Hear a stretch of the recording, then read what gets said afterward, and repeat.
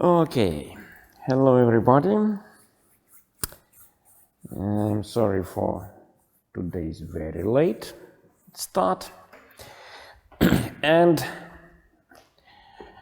today's topic, section 27.1,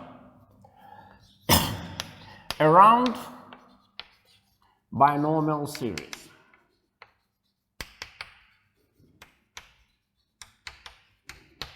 So let me recall what is binomial series. It was fourth expansion into Maclaurin series, and it looks like 1 plus x power alpha equals to, okay, let me write it like that.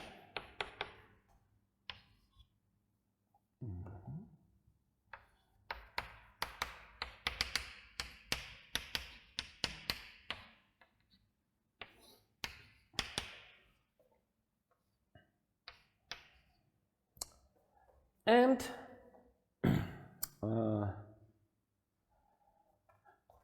okay, it can be written shortly like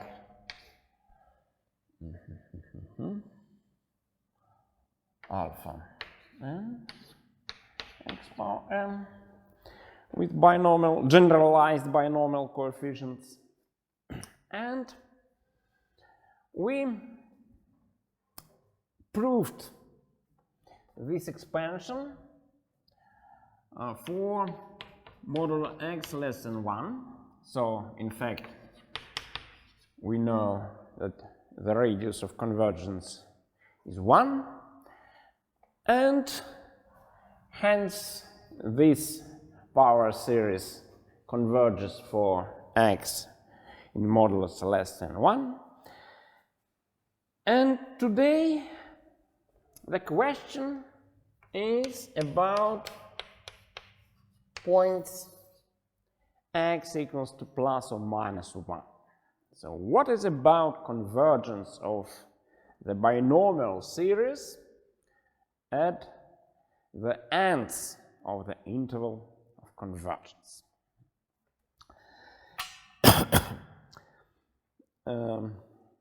Let us study carefully. That is a good example of, I would say, highly non-trivial behavior of a power series at the end of the interval of convergence. And to do it, I'll need several assertions from usual series, number series. One of them, let me call it Lemma, Lemma 1. If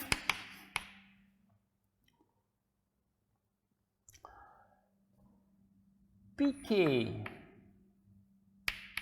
and qk are positive for all natural k, and satisfy the inequality pk plus 1 over pk less than qk plus 1 over qk for all k natural, then the convergence of the series k from 1 up to infinity qk implies the convergence of the series of pk's and the divergence of the series of p case implies the divergence of the series of q case. So it's quite analogous to the comparison test, and in fact it is a consequence of the comparison test, and by the way, sometimes it is also called comparison test, but for ratios. Version of comparison test, not so well known and not so often used as usual comparison test. So proof of this lemma, and in fact we'll use comparison test.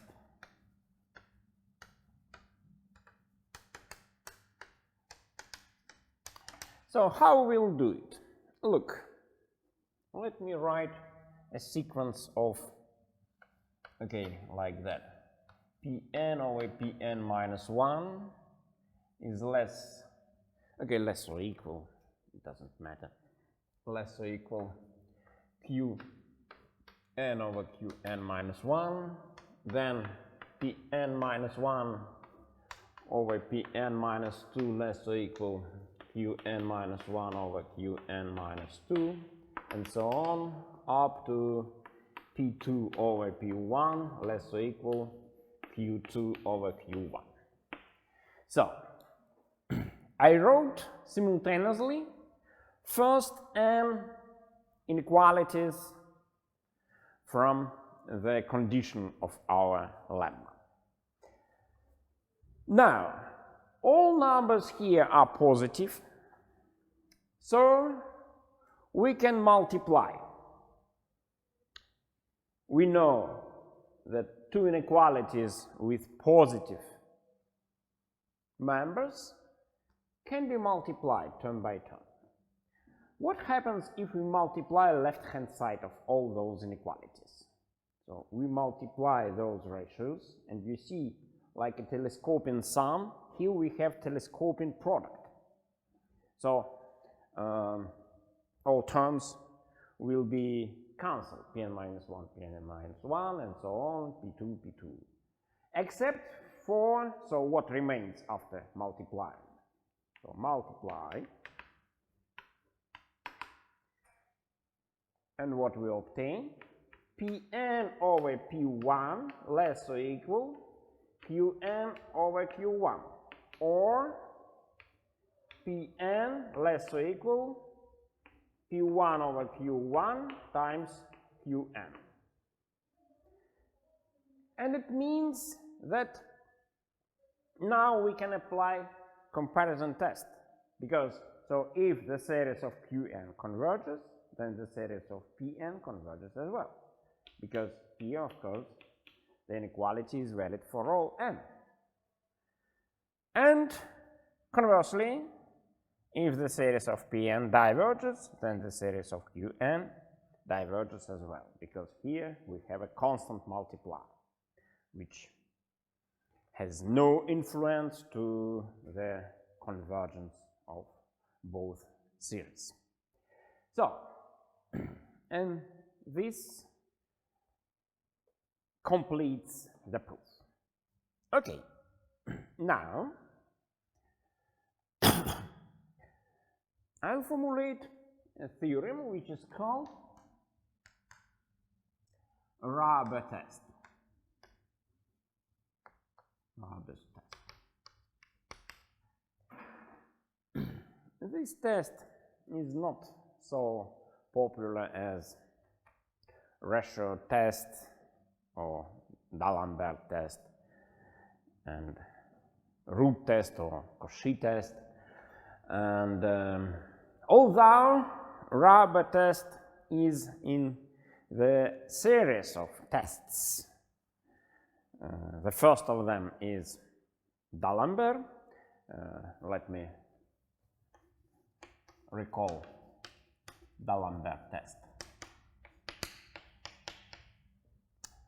Okay, I gave it in the following form. So if upper limit of, okay, I'll use same notations, Pn plus 1 over Pn is equal to Q less than 1, then the series converges, and if lower limit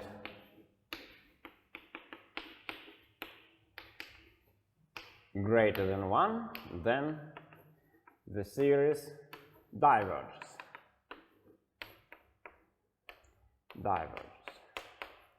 That is the D'Alembert test. And what happens when, roughly speaking, our sequence Pn plus 1 over Pn is very close to 1, or, for example, it has a limit 1. Then D'Alembert test says nothing, and there is a series of tests which allow to study the behavior of the convergence of a series when limit of Pn plus 1 over Pn equals to 1. And let me formulate. Of course, I should recall that we consider only series with positive terms. So let Pk be positive for all k natural, let's say. First part. If there exists a number k naught such that for all k greater than k naught, we have inequality k times 1 minus pk plus 1 over pk greater or equal than q, which is greater than 1. Q is fixed, of course. Then the series, and I will put a number, Pn1 converges. If, analogously, there exists a number k naught such that for all k greater than this k naught, we have inequality k times 1 minus pk plus 1 over pk is less or equal than 1, then 1 diverges. That is the first half. And second half,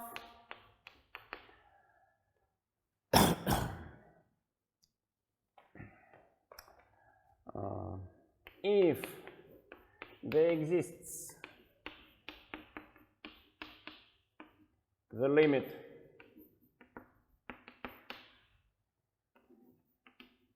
k tends to infinity, k times 1 minus pk plus 1 over pk equals to L, and L less than 1, then maybe, no, let me change a little bit. Then, if then for L less than 1, the series 1 diverges, and for L greater than 1, the series 1 converges. So that is a little bit different from D'Alembert test, where when limit existed, then If limit less than 1, we have convergence. If it is greater than 1, we have divergence. Here, of course, the limit, I mean, the sequence, which limit we want to study is different. But if this limit is equal to L, then for smaller than 1 values of L, we have divergence series, and for largest, we have convergence series. And once again, let me explain why Raabe test, when it is used. So look, for example, if this limit, this ratio, has a limit less than 1, then what happens? This is less than 1, so this is positive number, hence the limit is infinity, right? So for sure we have convergence of the series, and we have no contradiction with D'Alembert test. And if this ratio tends to something greater than 1, then here we have negative number, so the limit is minus infinity, and minus infinity definitely is less than 1, so the series diverges. And when this limit equals to 1, D'Alembert test says nothing, but you see, we may consider this difference. Now it tends to 0. 0 times infinity is something indefinite, so the limit may be arbitrary, if it exists, of course. And you see that we have again the same dilemma. So L less than 1 we have divergence, L greater than 1 we have convergence, L equals to 1 we say nothing. And in fact, this sequence of tests can be continued. There are more different tests, but I don't want to go deeply inside those topics. The only reason why I want to consider Raabe test now is to study binomial series at the ends of the interval. So,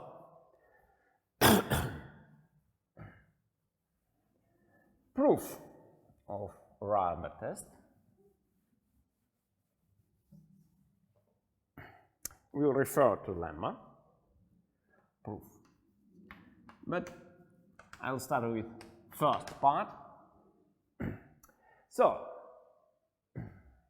let me rewrite this inequality. So what we have, 1 minus q, not q, p plus 1 over pq is greater or equal than q, greater than 1.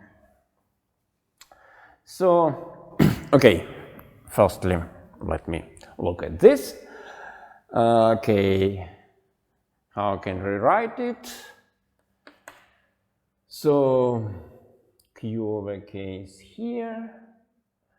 I can rewrite it as follows: p plus 1 over pq less or equal 1 minus q over k. That is how I can rewrite it, right? In fact, it's equivalent, right? Okay. Then,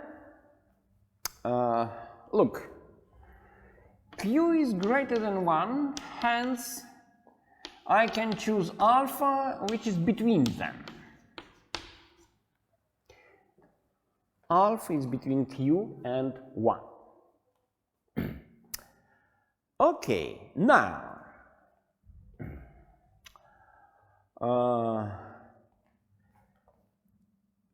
I know by, let me use Taylor formula with piano remainder. Remainder 1 plus x power alpha is equal to 1 plus alpha x plus little o, small o of x, as x tends to 0. Okay, then I substitute here x equals to minus 1 over k, that is definitely tends to 0, and it gives me 1 minus 1 over k power alpha equals to 1 minus alpha over k plus little o of 1 over k, as k tends to infinity. Now, what I want to use, so I want to avoid this little o term. And what means little o? Little o means we have the following thing. This tends to 0 as k tends to infinity. By the definition of the symbol little o, small o. Then what can we deduce from this limit? So if we have a limit of a sequence equals to 0, then there exists k1 such that for all k greater than k1 we have members of that sequence which tends to 0. They can be smaller than arbitrary positive number. Which positive number? I want q minus alpha. That is a positive number. So it gives, in other words, that modulo of this little o term is less than q minus alpha over k.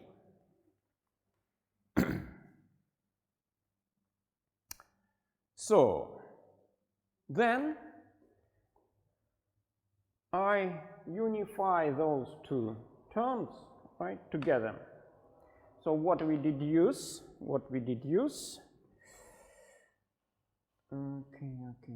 okay.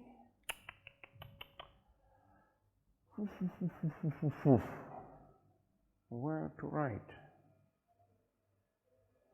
Okay, I'll write it somewhere here.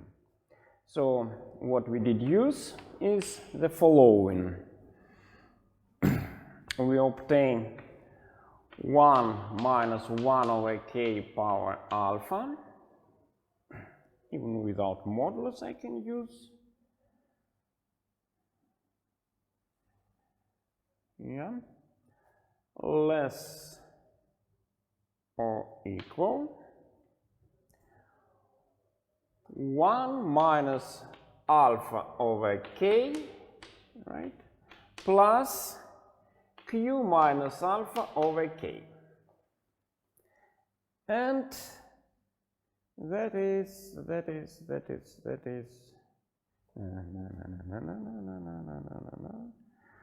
1 minus q over k.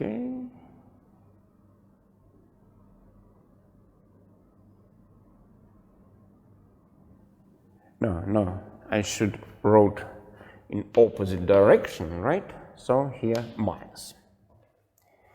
So this term is in modulus less than that one. So I have either inequality which in fact I have both of them.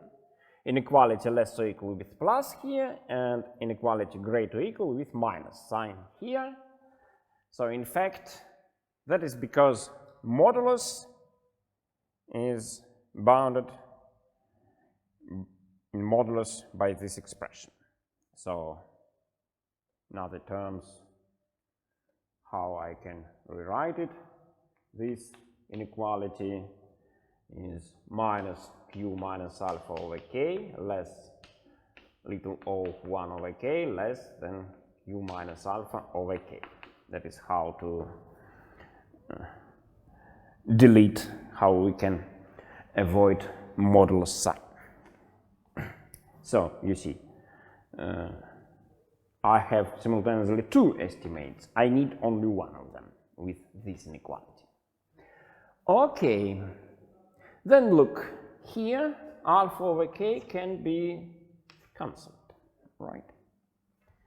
And what it means, I have an equality 1 minus q over k less or equal that one.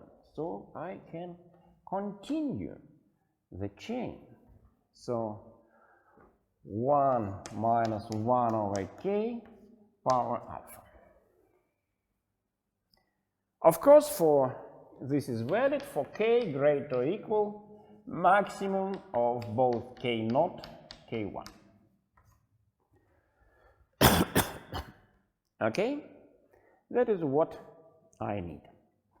And then, look, then I can apply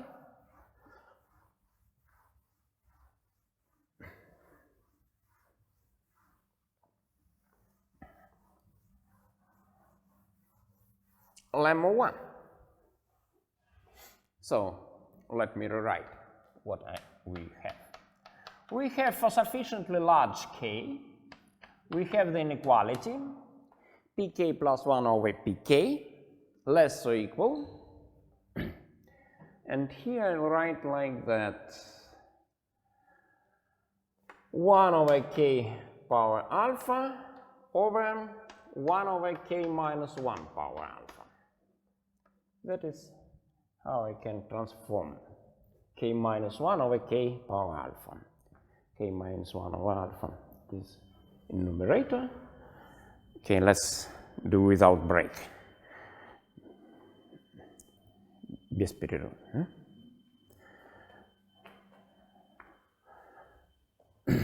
So, what we have here. Now, look. We can apply our lemma with qk, okay, let it be 1 over k minus 1 power alpha. And alpha is greater than 1. Remember, alpha was chosen in such a way that alpha is greater than 1. And as we know the series, n from 1 up to infinity, 1 over n to the power alpha converges. So, this inequality, together with the fact that the series of qk converges, and lemma 1 together imply, so lemma 1 gives what we want. 1 converges. 1 converges, right? That is first part of first claim of theorem 1, of the first claim. Now the second claim. Wait a minute. Second part of the first claim, sorry. Second part. So if we have k times 1 minus pk plus 1 over k less or equal than 1, then I can rewrite it pk. Then it gives pk plus 1 over pk greater or equal 1 over k 1 minus 1 over k, and that can be rewritten as 1 over k over 1 over k minus 1. So now we have qk equals to 1 over k, and the series, qk minus 1, let's say, and the series 1 over n diverges, as we know. Hence, once again, we can apply Lemma 1. So by Lemma 1 implies that 1 diverges. So both claims in the first, both parts of the first claim are proven.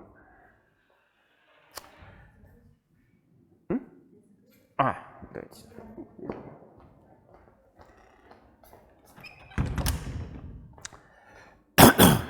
okay. So now I don't want to use Lemma 1 anymore, today at least, most probably in future also. So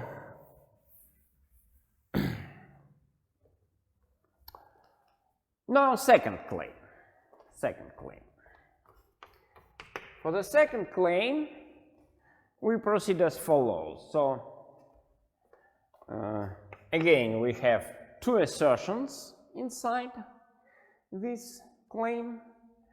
So firstly, let us suppose that the limit k times 1 minus pk plus 1 over pk equals to L less than 1. So that is the first supposition. So then we choose the exist Q which is strictly between L and 1. Then, according to the definition of the limit, there exists k naught such that for all k greater than k naught, members of our sequence are sufficiently close to capital L, at least they are closer to L than Q. So it means less than Q.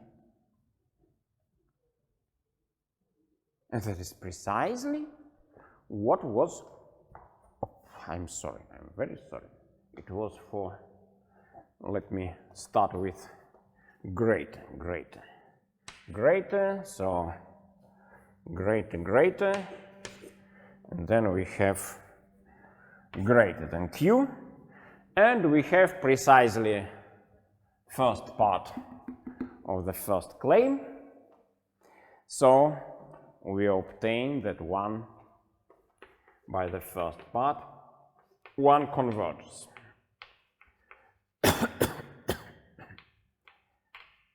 This was second part of the second claim, but I proved it firstly. Then, okay, for the second, which was the first in the list. So, for the rest, better to say. Now we suppose the limit equals to L less than 1.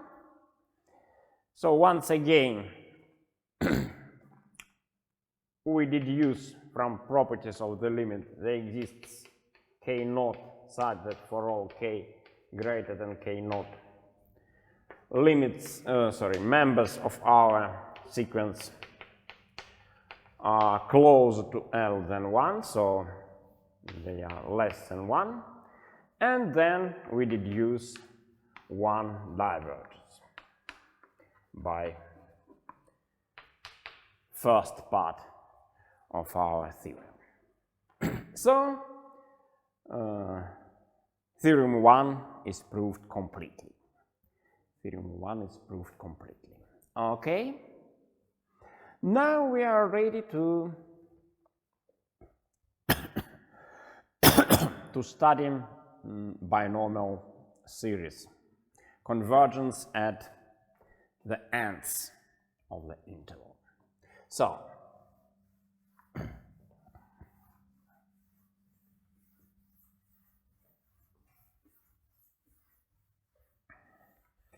I'll erase the proof.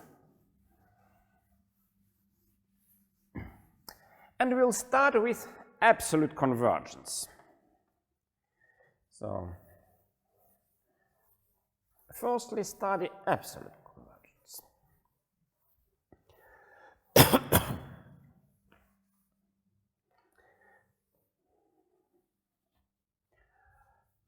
Firstly,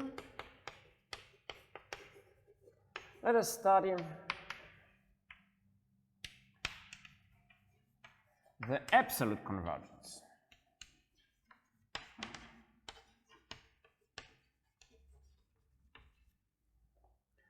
of the binomial series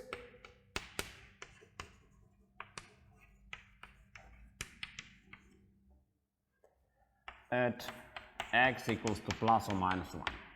Here it doesn't matter which points we choose, because what it means that we are interested in the series. We substitute plus or minus, then put modulus. It means forget about x, and we have alpha, alpha minus 1, so on, alpha minus n plus 1.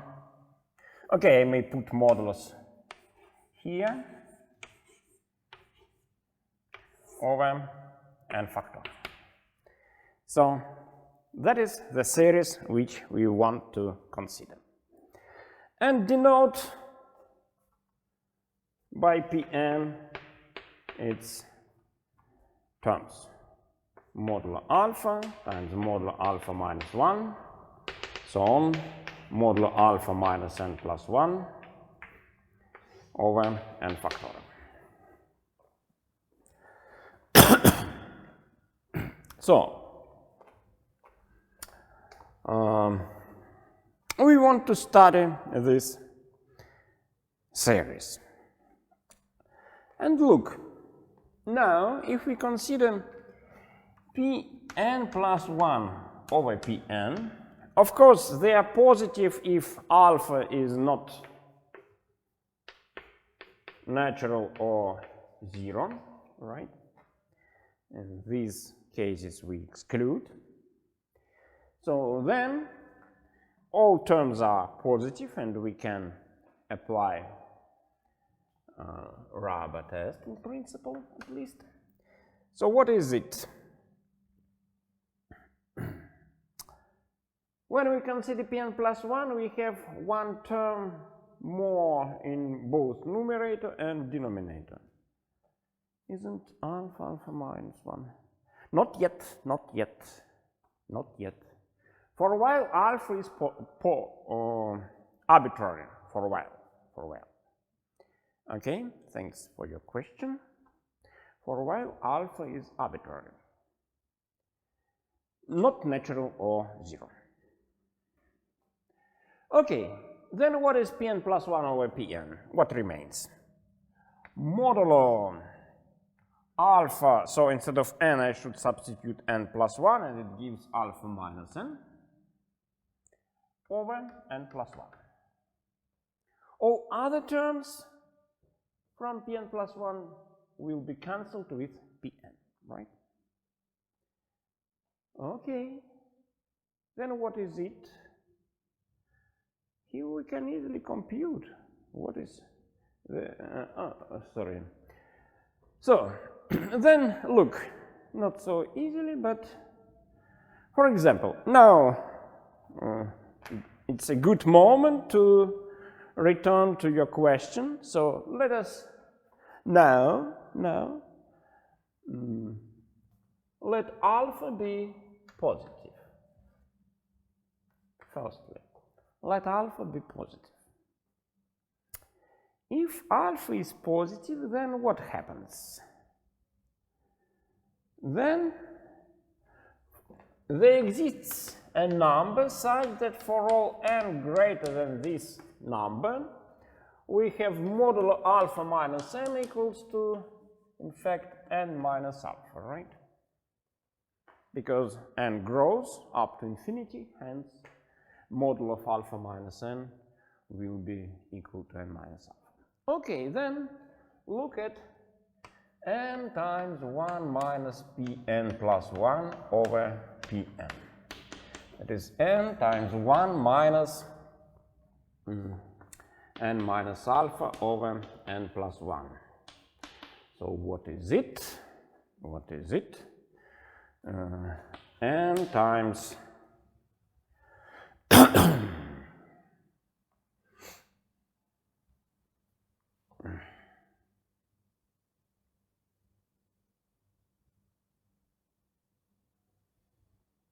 what is it?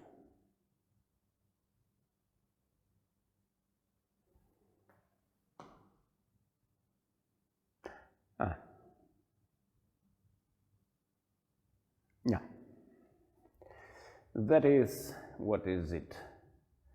Look what we have here. N plus 1 minus n plus alpha. So alpha plus 1 over n plus 1.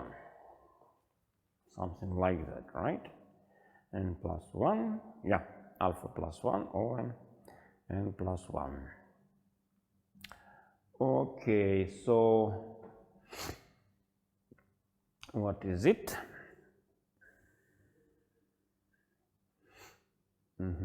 Let me rewrite it like that. That is 1 minus 1 over n plus 1 times alpha plus 1. This number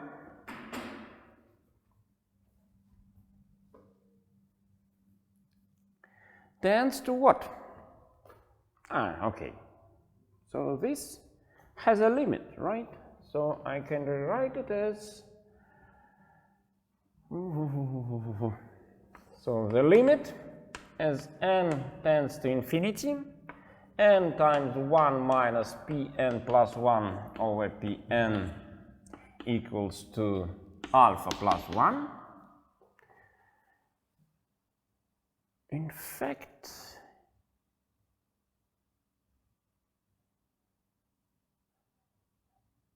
but wait a minute, I don't need this supposition alpha greater than 0 here, right? Because this modulus equals to n minus alpha for sufficiently large n always, doesn't matter which alpha is. Okay, I don't need it. Not yet, sorry. Okay.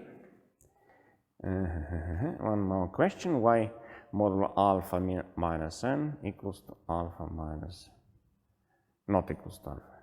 Yeah, but that is what I wrote here. Look, n goes to infinity. So n is sufficiently large, for sure n will be greater than alpha, and then modulus equals to n minus alpha. That is what what happens for sufficiently large n for sure. Okay, so so you see, for arbitrary alpha, we have such a limit, right? And what it means? Now refer to Raabe test. Then by Raabe test,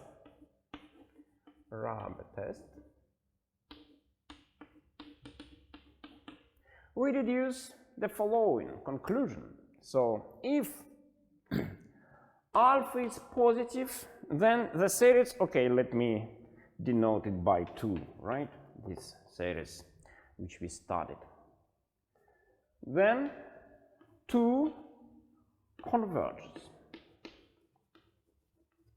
And if alpha is less than 0, then 2 diverges. So it means that we know now the answer to the question about absolute convergence of the binomial series at the ends of the interval, right? So you see, alpha positive 2 converges, and it means the original binomial series converges for both ends of the interval of convergence. And by the way, there is a nice consequence. So alpha greater than 0, we deduce that 1 plus x power alpha equals to 1 plus, okay, let me write like that, alpha n x power n. Now this is valid for all x's from -1 up to 1. And very nice consequence for x equals to 1. So what we deduce? Substitute x equals to 1, we have 2 to the power alpha equals to 1 plus the sum of, from 1 up to infinity, of binomial coefficients. So, we know this property of binomial coefficients for Newton binomial formula, for finite binomial. 2 to the power n equals to the sum of all binomial coefficients. But now we have a generalization of this property for arbitrary binomial coefficients with positive alpha as follows. So 2 to the power alpha may be written in that form. Very nice identity, by the way. Okay, so now we have studied absolute convergence. It is, okay, what is about conditional convergence? So maybe we have conditional convergence. Let us have a look. What happens for alpha negative? Alpha is 0, of course, is not interesting. Alpha is 0, we have just 1, right? And we have no power series at all. 1 equals to 1. All coefficients are zeros. So, now let us study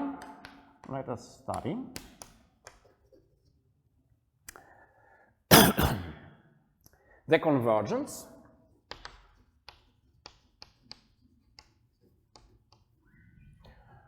of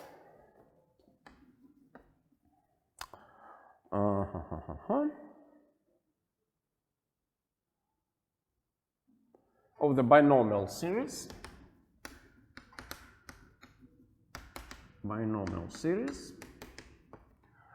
for x equals to 1 and alpha less than 0. So we definitely know that it is not absolutely convergent, but we don't know if maybe there is convergence. And in that case, it will be conditional convergence. So, it means I want to study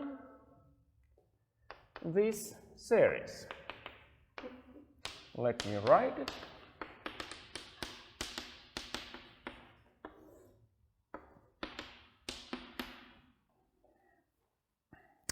So, oh, sorry, x equals to 1. X equals to 1. So, what is about so how two terms are related? Alpha and alpha n minus 1, two successive terms of our series. Okay, obviously, what is the multiplier? The last term, alpha minus n over n plus 1 times n. Okay, now look, what is it?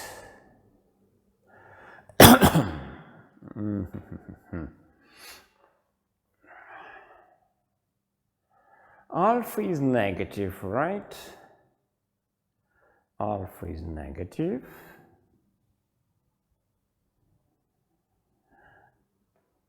So it means that this multiplier is negative. For sure, right?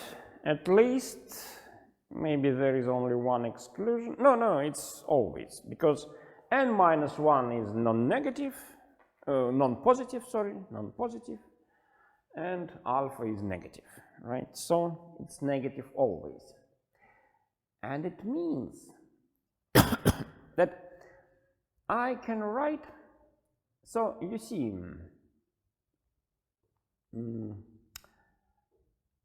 then I can write what is about signum of this. It's minus signum of alpha n minus 1. So it means that we have sign alternating series. Sign alternating series. And what is about modulus? So let's have a look at modulus. Modulus alpha n equals to modulus alpha minus n plus 1. Okay, make it like that. Modulus alpha n minus 1. Okay, what we have here? So this is negative, hence I put minus, and it means I have n minus alpha minus 1 over n modulus alpha n minus 1.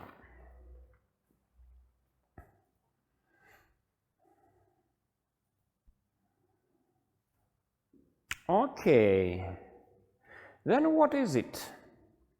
Maybe I'll write like that to make it more obvious what I want to say. So look, what happens now? So the ratio of two successive modulus over modulo alpha n minus 1 equals to 1 minus alpha plus 1 over n. That is less than 1 for alpha greater minus 1, right? So if alpha is greater than minus 1, right, then we have here something negative, and it means that the sequence of modulus is strictly decreasing, right? Okay, if we have strictly decreasing sequence of modulus,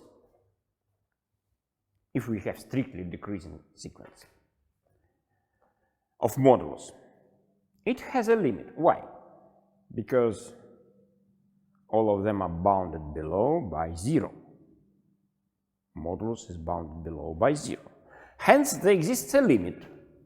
Okay, there exists a limit of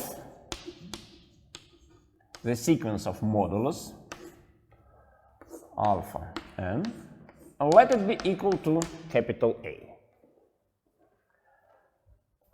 Now, let me go back to this equality.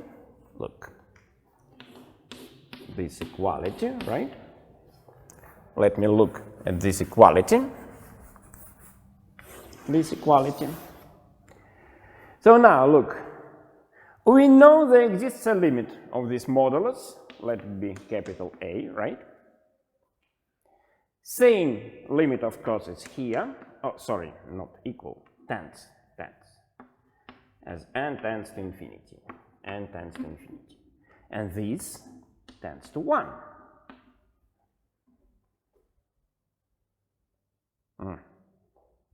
There is a limit, but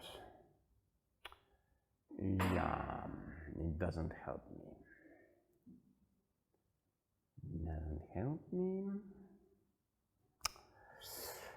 Doesn't help me.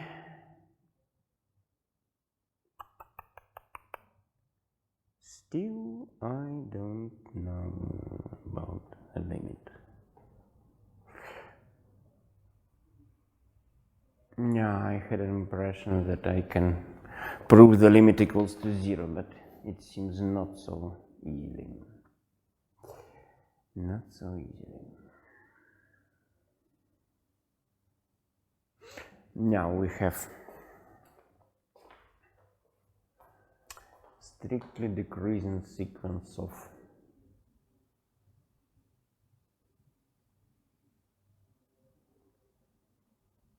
unfortunately I am not able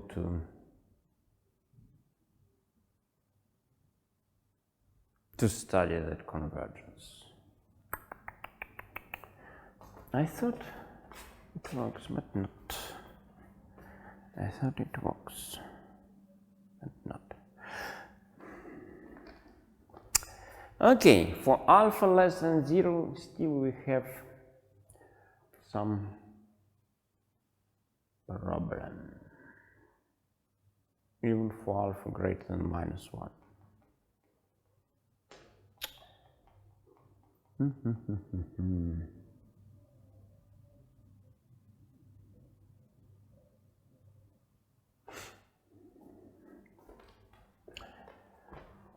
Okay, maybe I'll return to this later.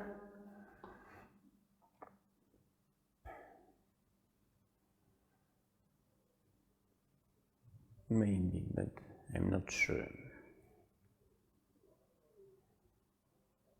At the moment I have no tool to prove the convergence for alpha greater -1. So the claim is that in fact we have the convergence for alpha greater than -1, but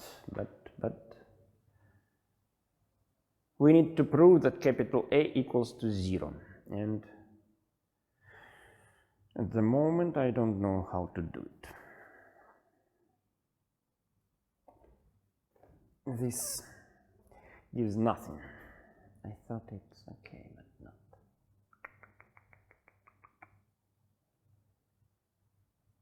Gives nothing. Okay. So this is 0 and it is not proved yet.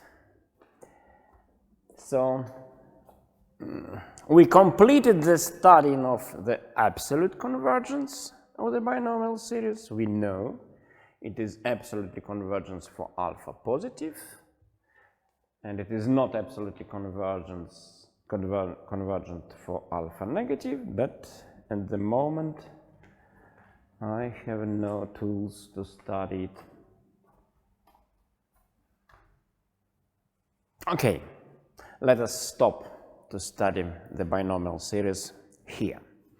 And still I have a time for examples, further examples. And further examples. So, how to use binomial series? Examples.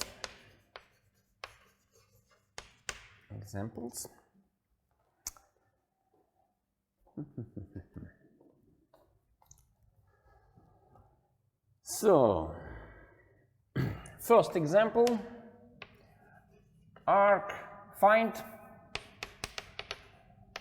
the Taylor expansion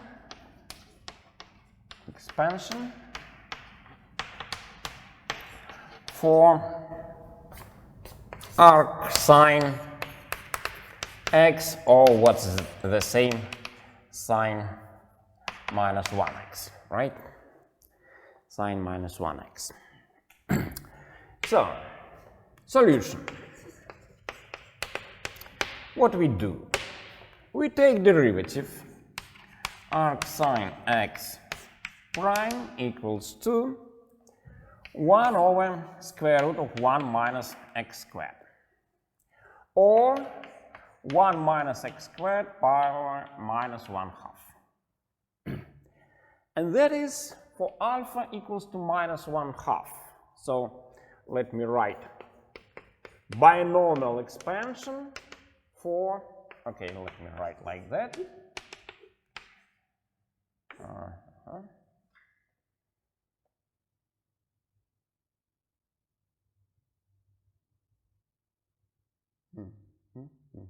of yeah. minus 1/2 n x power n. Sorry, t to the power n. T to the power n. And we computed this binomial coefficient during last lecture. What it was? What it was? It was minus 1 to the power n, 2n minus 1 double factorial over 2n double factorial e to the power n. And that is valid for modulo t less than 1. Still, we don't know about t equals to plus or minus 1. Alpha is negative, hence we have no absolute convergence, but in general we didn't study conditional convergence. So, then let us integrate. Oh, not yet. We need to substitute now. So let's substitute now. T equals to, so substitute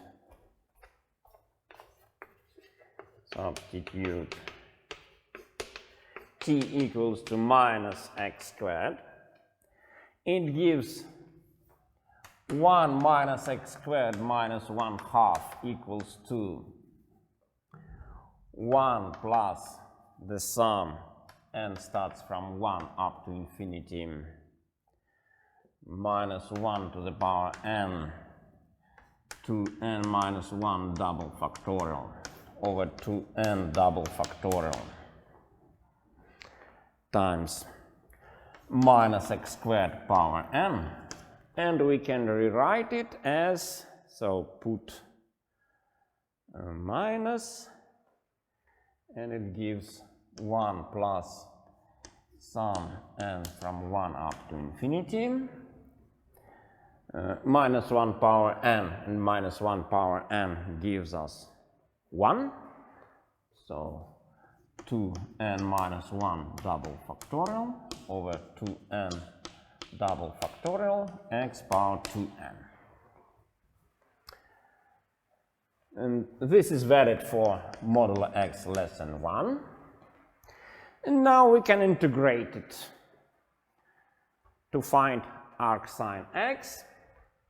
So arcsine x equals to the integral from 0 to x 1 minus, let us write t squared minus 1/2 dt.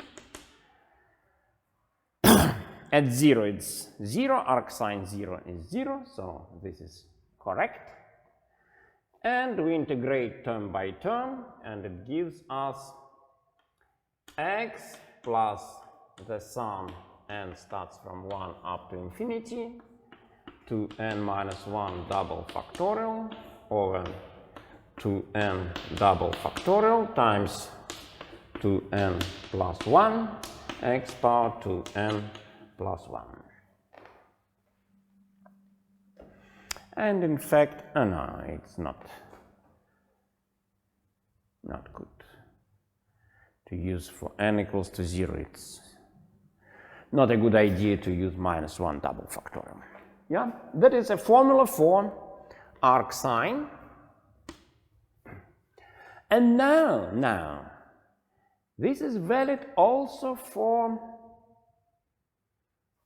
no, not yet, no, this is not valid for x equals to 1 or minus 1, it doesn't work. Okay, yeah. Next example, second example, arctan x or tan minus 1x. Again, the same question, find the Taylor expansion. I will not write it down. So we use once again derivative. So arctan prime is 1 over 1 plus x squared, that is 1 plus x squared power minus 1. And here it is better to avoid binomial series just by infinite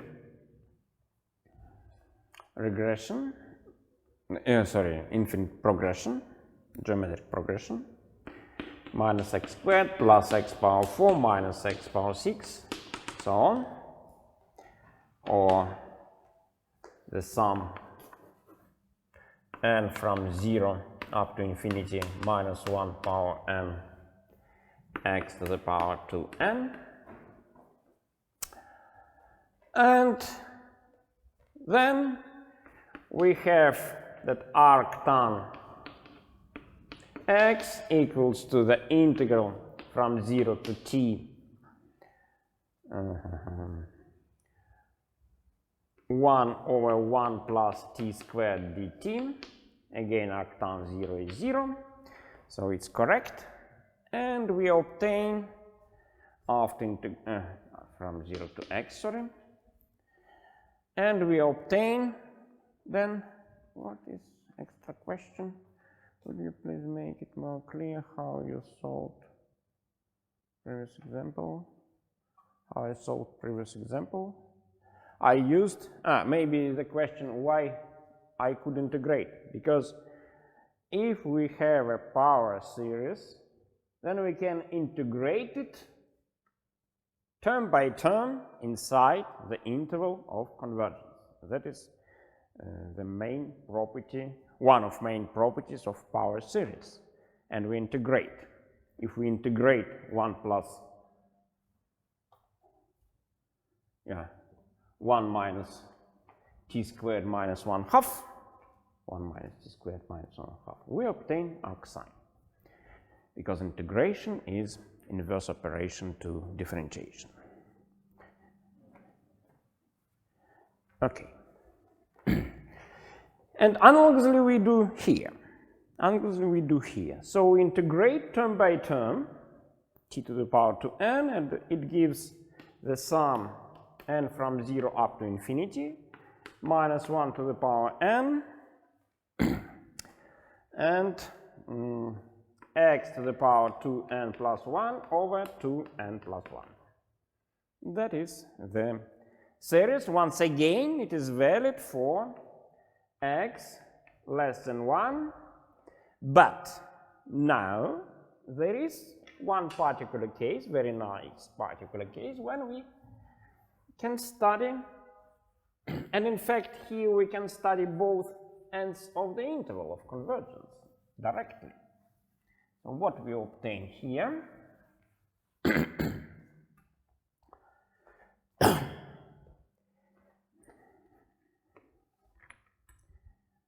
so what we obtain here. Okay, if I'll substitute, it doesn't matter.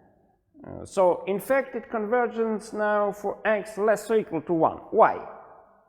Because, for example, if we substitute 1, then what we obtain?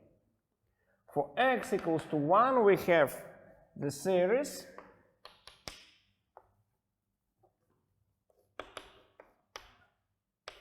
over 2n plus 1. And this series converges by Leibniz test.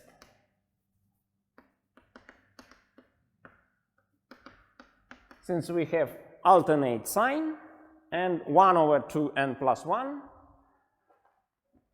is monotonic, 1 over 2n plus 1 monotonically tends to 0, strictly decreasing. Hence, this series converges. And now we can compute it. So, second Abel theorem, which I used once to prove that logarithm 2 equals to the sum of alternating harmonic series. And analogously, we can prove that arctan 1 equals to the sum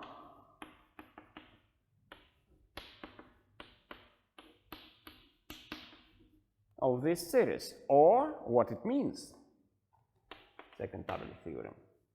Pi over 4 equals to, let me write what we have, 1 minus 1/3 plus 1/5 plus so on.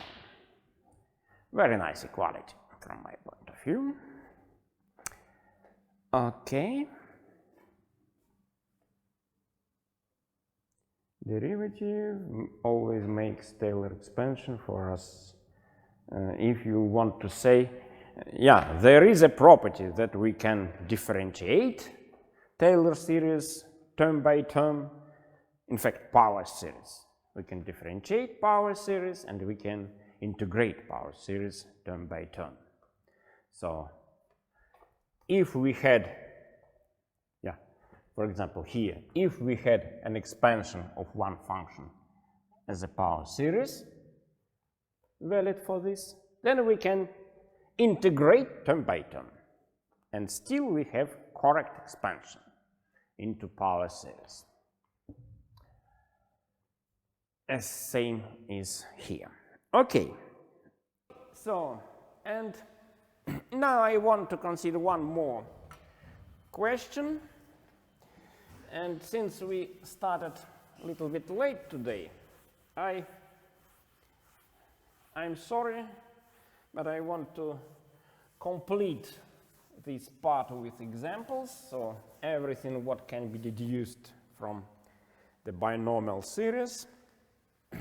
So the last example for today, third example, let us consider logarithm 1 plus square root of, let's say, x squared minus 1 or 1 minus x squared as 1 minus x squared. Such a function. So consider such a function. Look, so if we take derivative,